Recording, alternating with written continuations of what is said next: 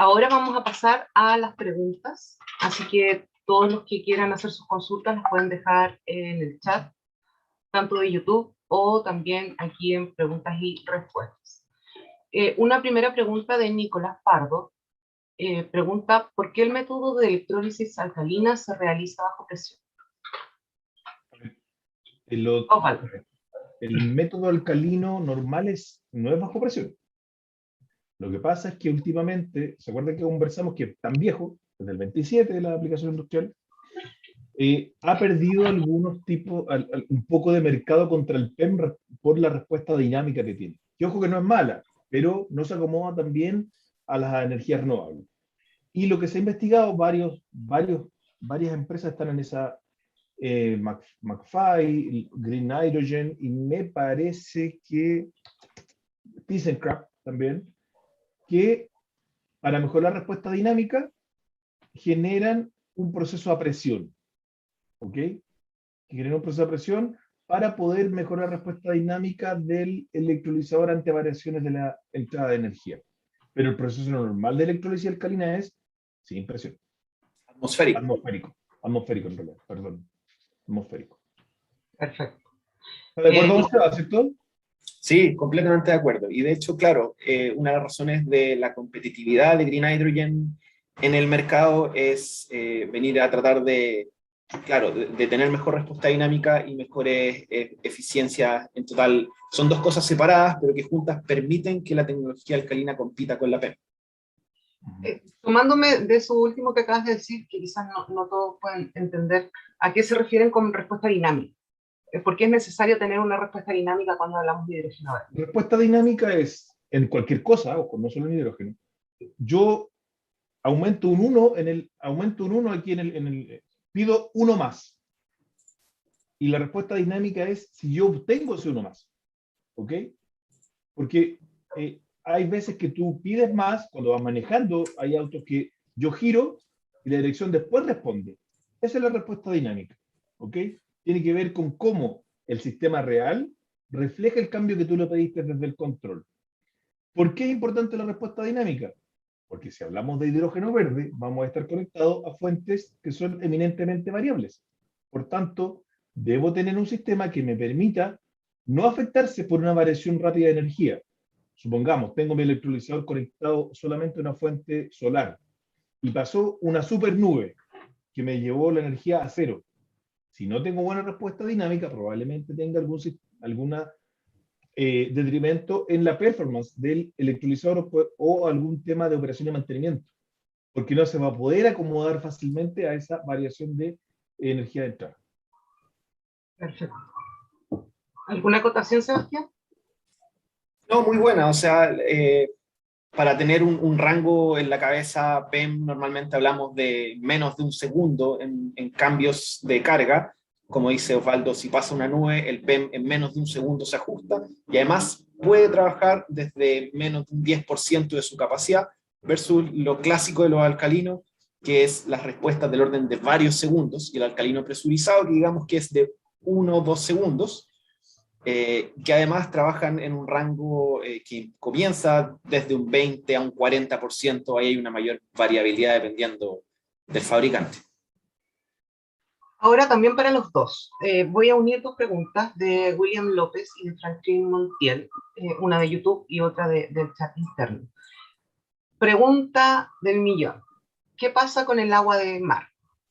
A ver, William dice, si se usa agua de mar en un electrolizador alcalino, ¿eleva mucho los costos del sistema por el acondicionamiento de agua?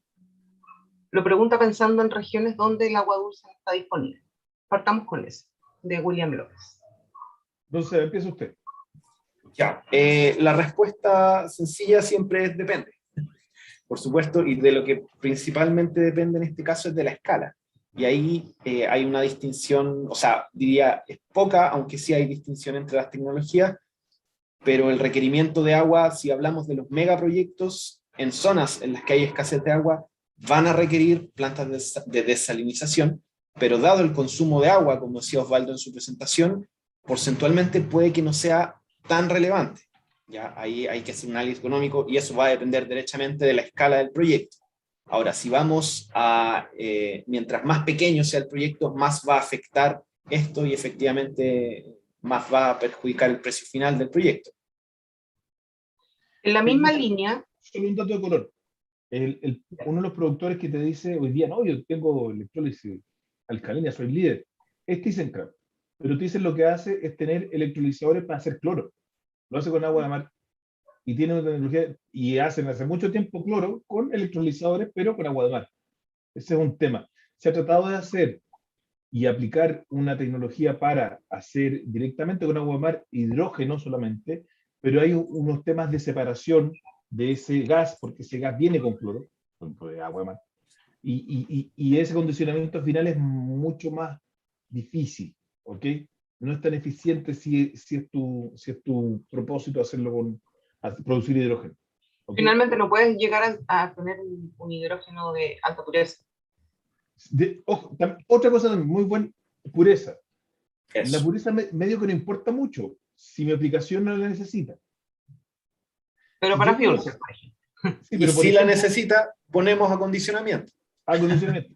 Es que O sea, ese es un tema. Mientras no venga con alguna traza de metal pesado que son difíciles de separar, o de algún químico que reaccione con los catalizadores o filtros, medio que me importa nada. Porque los CAPEX, la inversión asociada a limpiarlo no es alta. En comparación con finalmente generarlo. Yes, sir. Perfecto. exacto. Alineado con el tema del agua de mar, Franklin Montiel pregunta, bueno, si se puede usar agua de mar para el proceso de generación de hidrógeno y cuál sería el rendimiento después de desalar o purificar este agua de mar. Déjame con esa cera. Mira, a ver, vamos. Dos cosas. La desalación no genera salmuera. También otra cosa que yo trabajo en la industria eléctrica. La desalación antes generaba salmuera fuerte, que era sal. ¿Por qué? Porque la desalación en los tiempos antiguos se hacía con vapor. Ese vapor secaba el agua, ¿ok? Secaba el agua, la sal quedaba abajo y salía agua muy pura por arriba, igual que una tetera. Todos tenemos teteras llenas de sarro en la casa. Ok. Eso es lo que hacía la antigua desalación, que eran en principio se llama TBC. ¿Ok? Hoy día se hace la desalación por algo que se llama osmosis inversa. ¿Ok? Y la osmosis inversa lo que hace es retira las sales, pero las sigue metiendo en el agua. Lo que tú tienes, si tú entras a agua de mar con una salinidad 100, vamos a decir 100, y yo meto después el agua de rechazo que viene después de pasar por la osmosis inversa, va a tener una salinidad de 104, 110, ¿ok? No es que sale sal, es que también es un tema, ojo, la información es súper importante, chicos, y es súper bueno que la discutamos.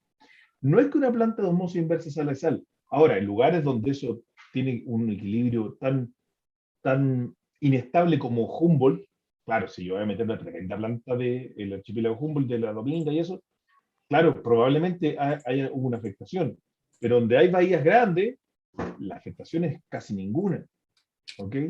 Hay que ser bien claro con esa información. Lo mismo que no tratamos la seguridad aquí, pero el hidrógeno no explota. No vamos a tener un Zeppelin. No crean que vamos a tener una bomba. Sí, muy relevante eso, quitar un poco el miedo de que hablamos de hidrógeno y hablamos del Zeppelin. Hay que separar. También para agregar ahí un punto que muy distinto pero muy común, tanto en seguridad como en este caso dicen el problema del agua salada y como ese hay muchos otros problemas.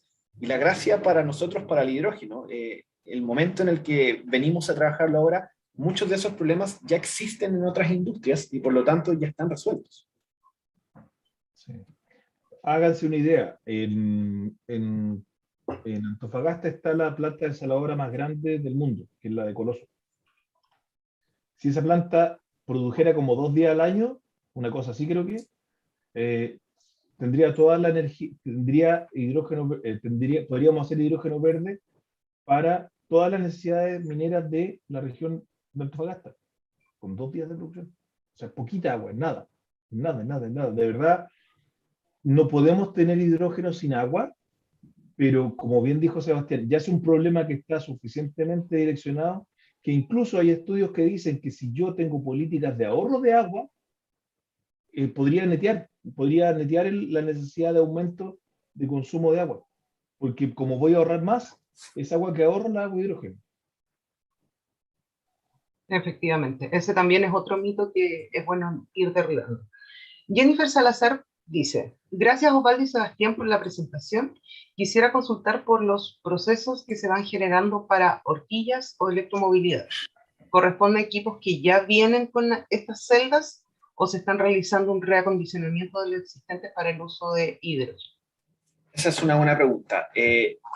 La respuesta es que son los mismos equipos que hoy en día funcionan con baterías, que hay dos variantes, digamos, hay una en la que hay que hacer un pequeño acondicionamiento, que es físico, digamos, pero en cualquier caso hay que sacar la batería y poner una celda de combustible equivalente.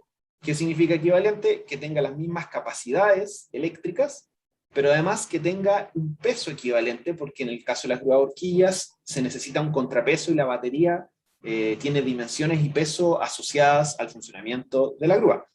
Entonces, tenemos el caso 1, que es que hay que sacar la batería, hacer pequeñas modificaciones, digamos, hoyos, ampliar o reducir o poner un soporte y poner la celda de combustible. Y lo que está pasando cada vez más y mucho más conveniente es que los fabricantes venden los equipos como fuel cell ready. Es decir, ya tienen convenios con empresas como Plug Power, fabricantes de celdas de combustible, y la celda de combustible que uno compra es equivalente 100% a la batería. Se saca la batería y se pone la celda como que uno cambiara las pilas. Así que es así de fácil. Vamos a ampliar un poco la mirada. Como Sebastián tiene el negocio con Plug Power, ahí nos quiere vender su horquilla. Pero vamos a ampliar un poco la mirada. Lo que pasa hoy en la industria es que muchas aplicaciones en celdas de combustible dan respuesta a lugares donde la batería no puede entrar. ¿Por qué?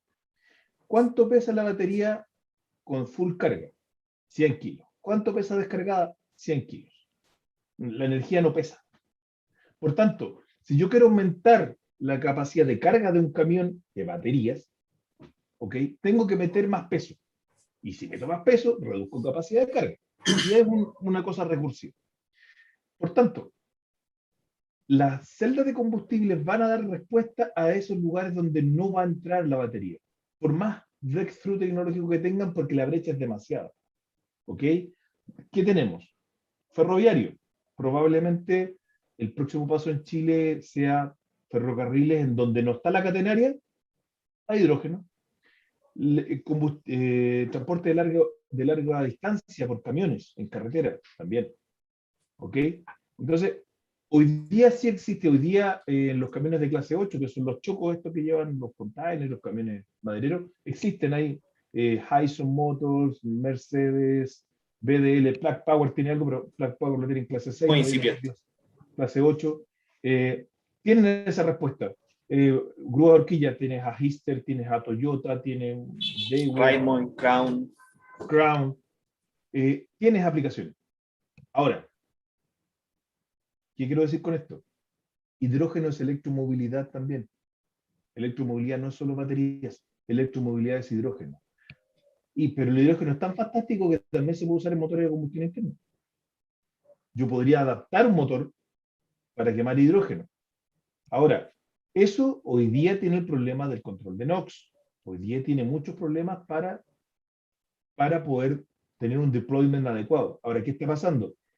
Ustedes van a ver en la noticia, los que les gusta googlear cosas, van a ver que últimamente Kawasaki, Toyota y algunos fabricantes europeos están apostando por generar motores de hidrógeno de bajo NOx, motores de combustión interna. Veamos cómo les va. Pero aquí esto no tiene que dejar nunca de ser un negocio. Ojo, las empresas no desarrollan los productos porque son buenas, sino por ganar dinero. Y tiene que ver con las líneas. Y mucho dinero de la industria automotriz que se usó para el desarrollo de la Euro 5, Euro 6 y posteriores, no se ha pagado, chicos. Ojo, son desarrollos que fueron muy caros, son desarrollos que llevaron años en la industria. Entonces, ese desarrollo de normas es muy caro y hoy día hay empresas que decidieron ya, bueno, me olvidé, costumbrió mi motor de combustión interna y voy full eléctrico. Pero hay otras que no. Ya. Jennifer contestó, dice, genial, gracias por la respuesta. Pienso en la electromovilidad y es importante pensar en qué hacemos con el parque automotriz existente. Por eso pensaba en el reacondicionamiento. No, cambiarlo. No, no. Es que, perdón la respuesta, pero es el ciclo del dinero. Supongamos, mi padre, por ejemplo, tuvo su primer auto después de mucho tiempo de trabajar. Hoy día puedo sacar un auto con la tarjeta de crédito, pues son baratos, son relativamente baratos. ¿Qué va a pasar? Probablemente los estados, y no solo Chile, generen políticas de incentivo para poder renovar ese parque automotor. Y probablemente tú, Jennifer, y yo no tengamos un auto de hidrógeno, vamos a tener un auto de batería. Porque para el uso que le das tú y el uso que le doy yo, puedo estar un tiempo para que se cargue. Ahora, si el Sebastián quiere poner su centro de distribución, no va a tener grúas a batería. Porque si yo tengo 8 horas metida la grúa para que se carga, es plata que estoy perdiendo. ¿Ok? Llévense el mejor electrón es el que se ocupa directamente de la red. La mejor electricidad es la que yo ocupo directamente enchufando algo. ¿Dónde está la genialidad del hidrógeno que me permite usar cosas enchufables sin enchufarlas? Yo puedo usarla en la industria del cemento, la puedo usar en la industria en, en la industria del acero, puedo usarla para transporte marítimo, puedo usarla para calentar mi casa, puedo usarla en la cocina. En todos esos lugares donde yo no podría entrar con la electricidad, bueno, cocina eléctrica existen, lo puedo hacer el hidrógeno, porque transformo electricidad, un electrón, en una molécula. ¿Ok? Perdón, Perfecto. pero me apasiono, Andrita. Si Sí. me alargo más, me corto. Muchas gracias. Lorena Carballo pregunta, ante el desarrollo del hidrógeno verde, ¿qué desafíos en la generación de RNC genera? Y una segunda parte de la pregunta es, ¿qué hace la política chilena respecto al tema de estas perspectivas de desarrollo de tecnología y cómo bajar los costos? O cómo se relaciona finalmente con el tema de los altos costos que tiene hoy día la tecnología. Son dos cosas diferentes. Sí. Son dos cosas muy diferentes. Una cosa es la electricidad. Y la electricidad vino mucho antes de la regulación.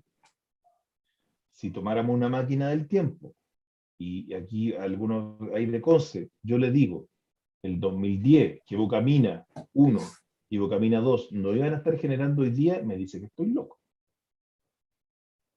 ¿Ok? ¿Por qué? Pues si las vamos a sacar en el 2040. Pero hoy día no están. La tecnología superó a lo que la legislación quiso. Entonces, no hay un desafío, porque probablemente el desarrollo económico y tecnológico vaya antes que eso. Dicho eso, probablemente el hidrógeno logre acoplar algo que hoy día pasa, que es el vertimiento de energías renovables. Logra aprovecharse de ese exceso. ¿Ok? Porque es algo que nadie pensó. Nadie pensó que iba a sobrar tanto. Incluso ahí en el Biobío sobre energía, con todos los parques eólicos que están colocando, pero se encamina, según la Corfo, a ser un lugar de vertimiento permanente. Entonces, eso es una cosa. La energía y probablemente la técnica siempre pase a lo que la legislación pide. ¿Ok? Ahora, ¿qué hacemos nosotros? Miren, en Chile puede tener muchas cosas, pero una de las cosas que ha hecho bien es su política del hidrógeno. Aquí uno puede tenemos muchas cosas para decir de nuestro querido país, que puede ser más largo, más corto, más negro, más blanco, pero sí lo que se ha hecho con la política del hidrógeno es un poco aprender de que la política eléctrica nos tomó por sorpresa, porque el Estado en ninguna de sus formas lo previó, y con el hidrógeno empezaron hace 4 años a hacer reuniones, y cómo se come esta cuestión, por dónde va, qué hacemos, y somos uno de los primeros países en publicar una estrategia nacional el año pasado. Entonces, ¿qué desafíos tiene nuestra estrategia? Lo que tenemos que hacer es mejorar esa estrategia, que sea carne, que sea realidad esa estrategia. Pero en Chile estamos más o menos acoplando bien los desafíos. Un secreto, el único que no tenemos bien resuelto, en mi muy modesta opinión, es el capital humano. Por eso es súper importante que hagamos esto. Porque todo lo demás yo lo compro. Yo compro un electrolizador. Yo traigo un viejo que me arme, pero el que opere, el que revise, tengo que formarlo. Yo creo que ahí es donde estamos un poco cortos. Pero el resto, como marco general, está bastante bien. Sí, ahí complementando lo que dice Osvaldo, la primera pregunta, el desafío, ¿qué desafíos trae esto para energías renovables? Hay oportunidades y desafíos. Como dice Osvaldo, está la oportunidad que está generando el panorama de las renovables, que son los excesos, y también están los desafíos normativos, transmisión, si es que el hidrógeno se va a transformar en un vector energético, en una capacidad de almacenamiento para aprovechar eso. Hay un montón de desafíos, digamos, técnicos y normativos que tienen que estar y que hoy en día el marco en el que trabajamos no lo tienen. Como bien dice Osvaldo, se está trabajando para que sí lo tengan. El mayor desafío para mí es que eso llegue a tiempo. O sea, estamos viendo que la planificación de la normativa de hidrógeno tiene en una fase 2 el blending, y nosotros estamos trabajando en un proyecto de blending hoy, así como varios otros temas. Les digo ese porque es el que más conozco. Y por el otro lado, es un tema que tiene que avanzar. O sea, aquí, como bien dije antes, hay muchos problemas, pero hay muchos que están resueltos en otras partes. Y como industria del hidrógeno tenemos que ir a estandarizar a partir de lo que ya existe, y lo que no exista tenemos que solucionarlo ya. ¿Qué cosas no existen? Es la principal pregunta. O sea, es re poco lo que no existe en este momento y que tengamos que sacar de nuestra idea, digamos, de la idea colectiva de la gente que trabaja del hidrógeno. Entonces es capital humano finalmente. Es que la gente sepa lo que hay afuera, lo que hay en otras industrias, que los expertos en gases, los expertos en transmisión eléctrica, etcétera, se pongan a trabajar en lo que va a ser la industria del hidrógeno. Excelente, muchas gracias. Han estado muy activos los chats, así que muchas gracias a todos quienes están viendo la transmisión. Sebastián, una pregunta de Daniel Pérez desde la Universidad de La Serena. Pregunta, dice, buenas tardes, para realizar un estudio energético en el sistema para generación de hidrógeno, ¿es mejor hacerlo a gran escala o a baja escala? La respuesta siempre: a mayor escala, mejores precios. O sea, eso es la respuesta simple. La respuesta compleja es que a baja o mediana escala tiene otros beneficios. En este momento es aprender, básicamente. O, por ejemplo, hacer un modelo de, no sé si alguien está familiarizado con el concepto uy, se me olvidó el nombre.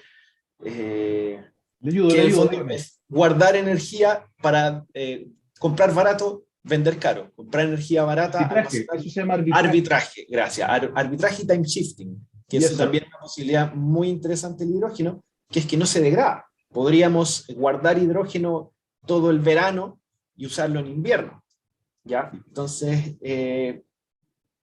depende, ¿qué beneficio queremos? En este momento, si hablamos de precios, grandes escalas, por supuesto, es lo que conviene, pero es lo más conveniente ahora, con el marco que tenemos, con todas las dificultades que tenemos, digamos, con la escasez de electrolizadores que tenemos, porque finalmente no son tantos los que se producen.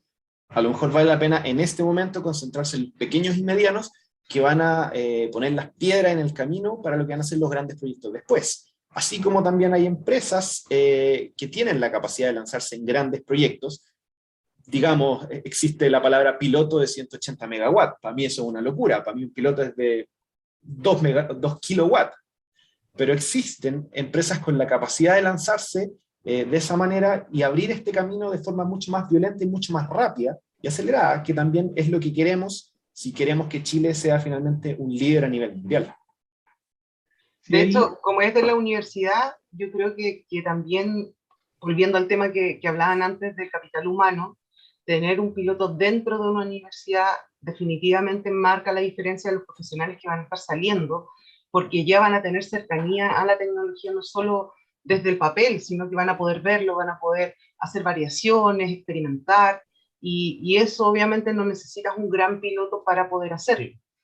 Exactamente. Dos cosas ahí. A ver, la mayoría de las cosas que tenemos que ver con el balance de sistema, en Chile las tenemos. Ojo, técnicos de control, tenemos muy buenos técnicos en control, en electricidad, muy buenos mecánicos. ¿Qué pasa? El tema está en el hidrógeno. Ahí es donde tenemos que formar más, ¿ok? No estamos... El resto de la cadena está bastante bien. Y ojo, tenemos una posición del punto de vista de cadena de suministro bastante buena en Chile. Nosotros podemos comprarle a cualquier lugar del mundo. No tenemos restricciones de tecnología ni de importación. Sucede en otros países, por ejemplo en Brasil, que cualquier tecnología que tenga un productor local equivalente le suben el precio un 35% en impuestos. Eso tiene un efecto en el precio final. Entonces, es siempre un tema de qué condiciones tengo. Y la respuesta, si se dieron cuenta, el SEBA no lo dejo al tiro, pero siempre es un depende. Porque, ¿qué quieres hacer? Cuando tú hablas de un estudio energético, ¿es un estudio eléctrico? Porque si es un estudio eléctrico, eso puede hacerse el día de hoy sin importar qué tecnología vas a colocar. Ahora, es un estudio, teóricamente. ¿Es un estudio de la instalación misma de un electrolizador? Bueno, depende de cómo lo configures. ¿Se acuerdan de que les mostré que el stacker hacía una cosita y era un pedazo de fierro grande? Compraba un container que tenía muchas cosas. Bueno, eso hace que, por ejemplo, hoy día el precio por unidad de un electrolizador instalado bajo un mega sea bastante caro, hoy día del orden de los $1.500 por el mega instalado, pito y flauta. Yo voy subiendo $2, si voy a los 5 megas ya bajo como en $1.200 el megawatt instalado. Supongo que después tiene la clase de comercial, ¿cierto, Andrea? Para que yo lo sirva Hay un esto. curso. Hay Okay. un curso Y para después, los socios. el profesor les va a decir, mira, y este electrolizador puede costar $600 el mega instalado, pero tienes que comprar 100 megawatts. Okay. Hay una economía de escala que sucede. Por tanto, el análisis energético, si es para saber el precio final, depende. ¿Quiere ser algo pequeño, algo grande y dónde lo voy a ocupar? Súper. Aquí creo que la respuesta también es un depende. Franklin Montiel dice, el H2 como vector de energía está planteado en Chile para aprovechar los excedentes de plantas de energías renovables y usarlo posteriormente en momentos de punta para la generación de electricidad en periodos de punta. ¿O esto se plantea aún a largo plazo? ¿Cómo se llama el amigo? Franklin. No, eso es un error. No está planteado así en la estrategia. De hecho, es el uso que menos tiene sentido desde el punto de vista energético. Ese tiene sentido económico. Tiene sentido económico. El punto Sí, de vista, no es la estrategia. A ver, vuelvo, el mejor uso de la electricidad es usarla directamente. Si no puedes usarla y tienes que almacenar poquito, almacénalo en baterías. Si tienes mucho y te sobra, haz hidrógeno. Aquí, el tema de que no hay balas de plata también funca para esto. No podemos ser talibanes del hidrógeno. El hidrógeno no resuelve todos los problemas. Tiene su nicho, tiene su lugar donde aplicarlo. Entonces, en Chile, ¿qué se plantea? Lo que se plantea es generación de hidrógeno a través, si usted lee la estrategia, plantea un crecimiento de la potencia instalada para satisfacer esta demanda bastante importante, ¿ok? Y crecimiento del mercado interno para poder generar después un negocio de exportación. Así se plantea en Chile, que es una manera más o menos correcta de hacerlo. Ahora, les voy a contar un secreto, pero espero que no salga de aquí. Tiene un error pequeño, y eso, la lección para todos, que la tecnología avanza mucho más rápido de lo que uno cree. Nuestra estrategia es de hidrógeno, y debiera ser una estrategia de hidrógeno y amoníaco. El amoníaco, desde hace 3 años, ser nada, hoy día tú entras a ver hidrógeno verde y aparece como uno de los vectores principales, no solo como transportador del hidrógeno, sino como un uso final en transporte marítimo, en generación de energía y para reemplazo de fertilizantes. Si le importamos no sé cuántos millones de dólares al año en fertilizantes. Y tenemos la De mano hecho, linkeando un poco con eso, Guillermo González dice, ¿cuáles son las opciones del amoníaco verde pensando en el agua salada?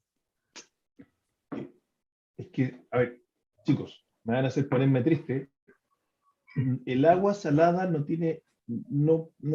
funciona aquí. El agua salada es agua que la vamos a desalar para hacerla hidrógeno. El agua salada no, a ver, es de verdad, mira, una planta, a ver, AES tiene una planta en el norte de 20 megas de agua desalada que produce alrededor de 150 metros cúbicos, no, 250 metros cúbicos hora, pito y flauta.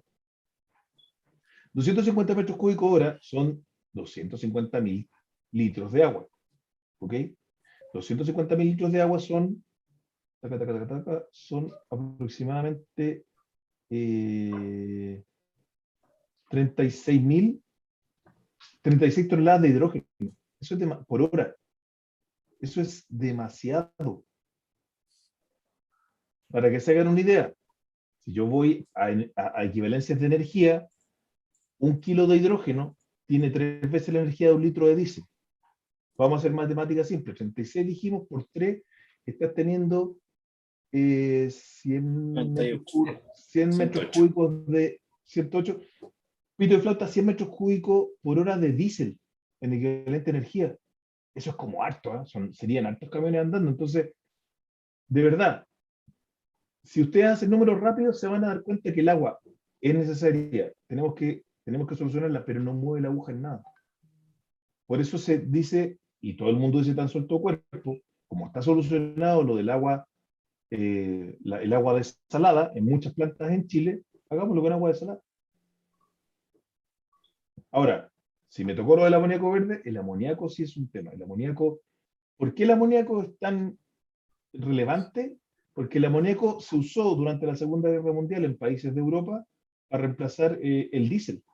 Como estaban en guerra, no llegaban los barcos. Entonces en Bélgica, en Holanda y en Alemania se usó amoníaco directamente en los motores diésel. En ese tiempo se veía el NOx. Pero ahora podemos hacer algo con el NOx. Y para los motores marinos de los barcos, de transporte de mercancías y exportación de graneles, como son motores de 2 tiempos, casi no hay que modificar el motor para usar el amoníaco. Eso. Sí, finalmente el amoníaco es un nuevo o un derivado que tiene harto que decir de aquí en más. Aquí en Chile ya hay varios proyectos que están pensando en amoníaco. Hay una pregunta que era para ti, Osvaldo, que hablaba del sistema SMR. ¿Qué se hace con el CO2? A ver, aquí esto lo que voy a decir es polémico, chicos. No le digan a nadie que lo dije yo, por favor. Lo que se hace con el SMR, el CO2 se captura. Capturarlo significa que yo, por algún proceso químico, hago que esa corriente de gas, que va a ser hidrógeno, saco el CO2 por aquí. Y lo que tengo que hacer es capturarlo o vendérselo a la Coca-Cola y a la Pepsi para que hagan la bebida que nos gusta tanto. El tema es que es mucho. Y en lugares como Alemania y en algunos estados de Estados Unidos, las cavernas, los lugares donde los tenían guardaditos, ya no les cae más CO2. Ahora, ¿cuál es la solución que se encuentra? Ese CO2 puede ser un insumo para crear combustibles sintéticos. Que puedo hacer gasolina sintética, GLP sintético, diésel sintético, y claro, como todo el mundo tiene un auto con hidrocarburos, podría dar la vuelta de nuevo a ese energético.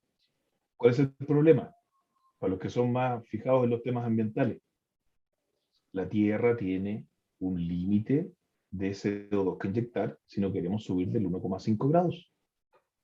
Por tanto, es una solución en mi concepto parcial, porque sigo generando CO2. Ya lo liberé. Es como cíclico, finalmente. Y es como lo que se está haciendo en el proyecto Haruboni en Magallanes, que ellos están generando combustible sintético con captura de dióxido de carbono del aire, en este caso, no del proceso SMR, captura de dióxido de carbono del aire para poder mezclarlo con este hidrógeno y poder llegar a combustible sintético.